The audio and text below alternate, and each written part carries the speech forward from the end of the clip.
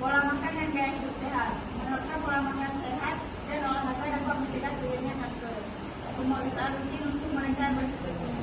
Bagi wanita yang memiliki riwayat keluarga, sebaiknya lakukan pemeriksaan secara rutin untuk membantu mendeteksi ini atau memantau perubahan yang signifikan. Selanjutnya adalah mekanisme kerja.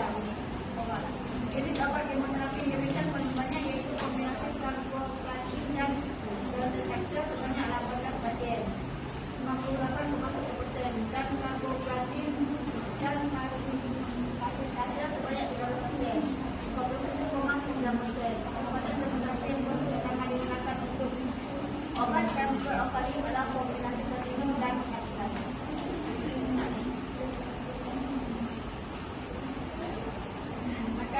Mekanisme kerjanya, platinum bekerja dengan merusak DNA sel untuk menghambat pembentukan sel baru. Golongan platinum yang biasa digunakan adalah karboplastin dengan dosis AUC 5-6.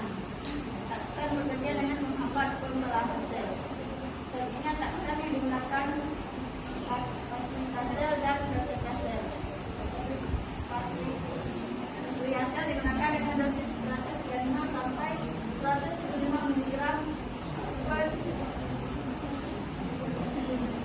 setiap 3 minggu dan docetaxel dengan dosis 75 sampai 100 mg.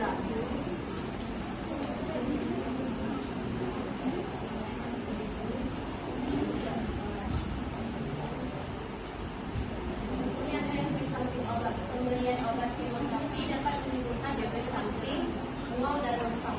Hal ini dapat menimbulkan dampak negatif yang signifikan terhadap kualitas hidup pasien dan kepatuhan pengobatan. Efek samping ini menakutkan untuk pasien dan keluarga yang dapat menyebabkan stres bagi pasien.